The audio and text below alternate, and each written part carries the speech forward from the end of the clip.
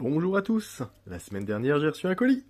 Et dedans, il y avait une petite myrmécia franchement sympa. Allez-y, c'est parti.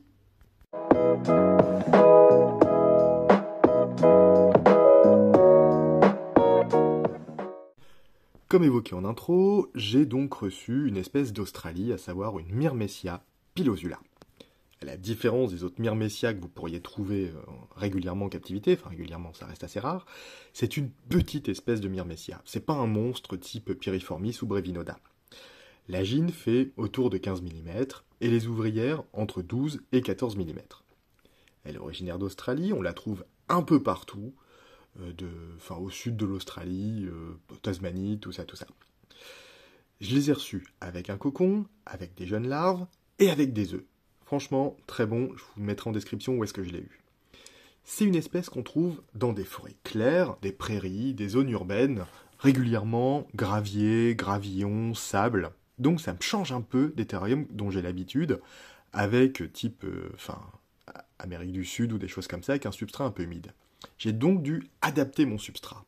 Pour ça, j'ai acheté du sable, j'ai acheté des gravillons, j'ai acheté ça, j'étais un petit peu con, mais j'ai acheté ça en magasin d'aquariophilie, hein. J'ai dû faire un peu comme je pouvais. Après, je ne me voyais pas aller chasser le gravillon, on va dire, dans la nature. Donc j'ai pris mon substrat classique avec de l'argile et de la tourbe, la base reste la même, et j'ai mis des gravillons et du sable, des gravillons à la fois blancs et des gravillons noirs. Pourquoi ? Parce que j'ai lu, en tout cas pas mal d'articles, qui disaient que cette espèce-là, quand elle avait besoin de réfléchir la lumière, elle utilisait des gravillons blancs autour de l'entrée de son nid et au-dessus de son nid, et quand elle avait besoin de récupérer de la chaleur pour le couvain, et ben du coup elle utilisait des gravillons noirs. Je me suis dit, allez, on va essayer d'observer un petit peu ça. J'ai donc fait mon mélange, un peu plus aéré, pour essayer de recréer un peu un substrat sec, et un substrat qui pouvait drainer un peu plus la lumière, enfin pas la lumière, excusez-moi, l'humidité, pour voir après ce que ça donnait, et si ça allait simplifier un peu leur vie, en tout cas leur rappeler un peu leur origine. En cuve, hein, j'ai rien inventé, une cuve classique Amstor 30-20-20, j'en ai pas mal à la maison, et du coup je me suis dit, allez-y, on va se servir de ça, de toute façon c'est une fondation, je n'ai pas besoin de grand-chose. À l'intérieur de cette cuve, toujours pareil, j'ai mis un bout de chêne-liège à l'intérieur du substrat, sous le substrat qui ne sera pas visible de la surface, pour essayer de stabiliser un peu le milieu, et pour essayer de les aider, en tout cas si elles creusent, on va voir si elles sont opportunistes, un peu comme les ponérines dont j'ai l'habitude et tout ça, elles vont essayer de s'installer potentiellement et de créer une galerie intéressante au-dessus. Enfin, en dessous.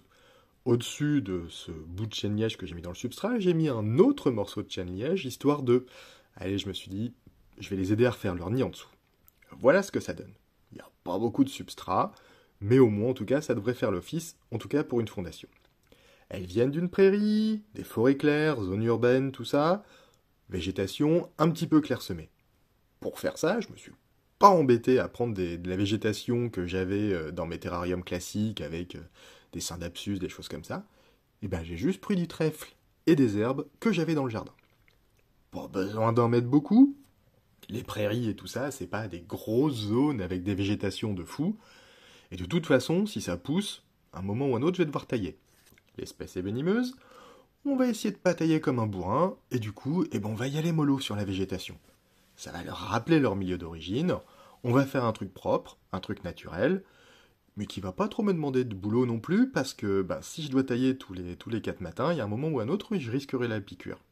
Je sais pas comment je réagis au venin de myrmécia, rappelons que c'est une espèce qui est réputée pour être un peu une garce, donc on va éviter de se faire piquer quand même, donc moins on y foutra les mains, mieux on se portera.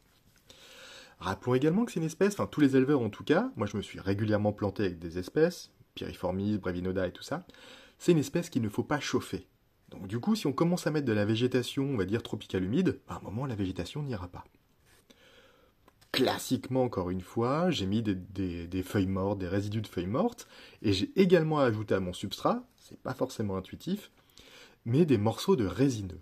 Pourquoi ? J'ai un ami qui m'a dit hop hop hop, cette espèce-là, on la trouve régulièrement au pied des résineux. Donc essaye, on va voir ce que ça donne. Pour se rapprocher le plus possible du naturel, je m'y suis donc attelé.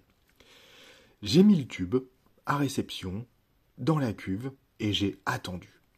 Ça n'a Pas pris longtemps, vous voyez pas forcément ce qui se passe parce qu'il y a un vieux reflet, mais elles ont rapidement exploré quand même. Et ça m'a fait plaisir. Elles sont allées... En une après-midi, j'ai pu enlever le tube. Bon, comment je filme? Je pose le tube, je pose le téléphone, tous les reflets pourris, et je m'en vais, c'est pas compliqué. Je les laisse tranquilles. Elles ont une bonne vue, autant pas les déranger.